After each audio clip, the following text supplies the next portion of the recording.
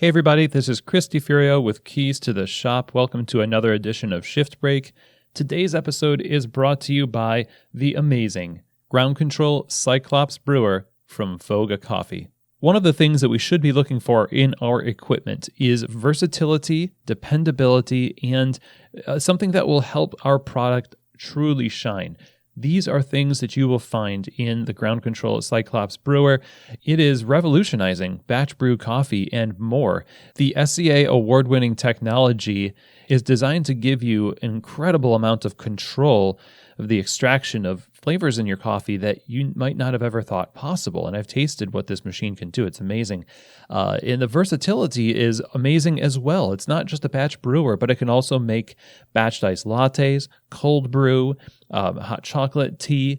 And when you have a piece of equipment like that in your store, it really opens up possibilities for your menu, for your people, and for your customers. And so if you're wanting to level up your versatility and the quality of your batch brew coffee, I would highly recommend you look into getting a Ground Control Cyclops Brewer for your shop. To do that, to find out more information, go visit them at their website, vogacoffee.com. That's VOGA coffee.com. Today's episode is also brought to you by Espressly. Espressly designs amazingly functional and beautifully designed custom-branded mobile apps.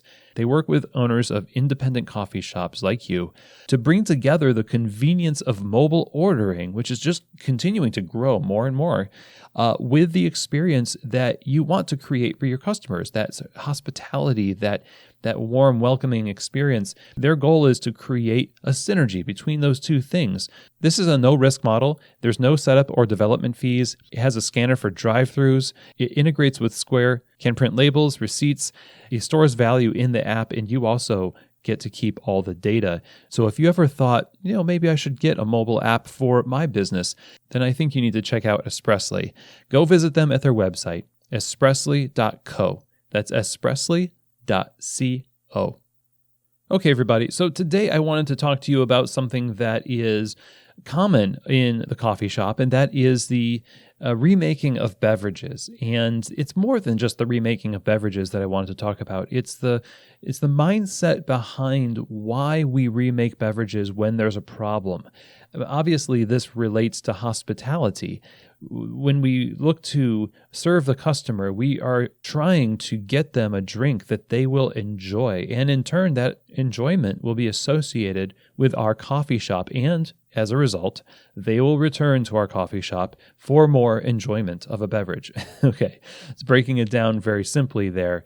We are purveyors of consistently enjoyable experiences. And that's not just enjoying the taste of the beverage.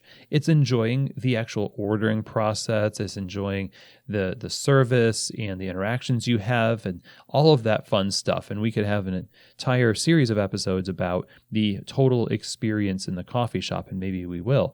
But this episode in particular has to do with a scenario that happens on bars all over the place. And as I'm recording this, there are probably hundreds of baristas. I'm not going to say thousands because, I believe in y'all, Maybe there's hundreds of baristas around the world currently making a drink that's going to land in the hand of a customer, and the customer is going to say, this is not what I ordered. Or, I didn't know it was going to be this. Or I didn't know it was going to be iced. And most baristas in this situation will first think, well, you ordered it, and so you should have known what it was. Or you never said it was iced, or you didn't say that it was vanilla. And usually the barista is right. Sometimes the barista is wrong. Sometimes you just forgot that it was actually supposed to be made with almond milk instead of regular milk. Whatever the situation is, and whoever is to blame, we have to remember what the goal is and what the purpose of our role as a barista is in this organization. And this is for anybody. It doesn't matter if you're a barista. If you're working the bar, you're there to provide these consistently enjoyable experiences for people. And sometimes we get in the way of that. And other times the customer gets in the way of their own experience by making a mistake with what they order. And so our job in that situation is not to play detective. We're not trying to figure out what happened and where to assign blame. Although in the moment, I've certainly done my fair share of this where you never said, or, we mutter to our coworker under our breath, like, well, they should have ordered it that way if that's the way they wanted it. Little things like that. Our attitude is one of, we have to find out who's to blame because I really don't want it to be me. And the worst thing that could happen is that a barista basically doesn't even think about service recovery in that situation. They just think about whose fault it is. It doesn't matter whose fault it is, to be quite honest. Unless you're dealing with somebody who is purposefully trying to get free coffee from you and being deceitful, which is very, very few people. If we're being honest, it's very few people. People just are not as adept at ordering coffee as we think they should be. And they make mistakes or they're absent-minded. And sometimes we're to blame. The point is, a beverage has gone out to a customer and the customer doesn't like it or the customer didn't want it. And they are therefore not going to enjoy that drink. Now, if we don't want them to walk away and associate displeasure with our coffee shop or with us as a barista, then it would behoove us to actually figure out how to recover from whatever just happened. We can figure the details out later. You can talk about it with your coworker after they leave, hopefully in a nice way. Preaching to myself there because I can get just as cantankerous as anybody. And I apologize for using the word cantankerous. It sounds like a pretty old word. I'm a pretty old guy. But point is, in the moment, we need to fix it. We need to remake the drink, figure out what they wanted, and do so in a way that's genuine. Curiosity about, you ordered a cappuccino, and you ended up with this 6-ounce drink. You know what I think happened? I think you ordered a cappuccino, and our cappuccinos are very small. Would you like something a bit larger? And they usually will say, well, yes, I'd like that. We can make it a little bit foamier too. Would that be a good solution? Yes, and most people nod their heads. So you say, okay, it'll just take a couple minutes, not a big deal. And here's the thing about this situation. Some people will say, oh, I really appreciate that, thank you. Other people will say, oh, no, it's fine, I'll take this. Now, a barista might be tempted to say, yeah, okay, cool, they're going to take the cappuccino. Maybe they'll be converted to specialty coffee because it's less milk. What's really going to happen is that they're not going to enjoy the drink as much because they're not really prepared mentally to overcome that lack of milk, if you will. We should not really allow people to bail us out. I like to even downplay how much work might be involved in actually doing it, just so that I can get them the right drink. Now, if they're in a very big rush and they truly don't have time for this, they might have to take the drink, and that sucks.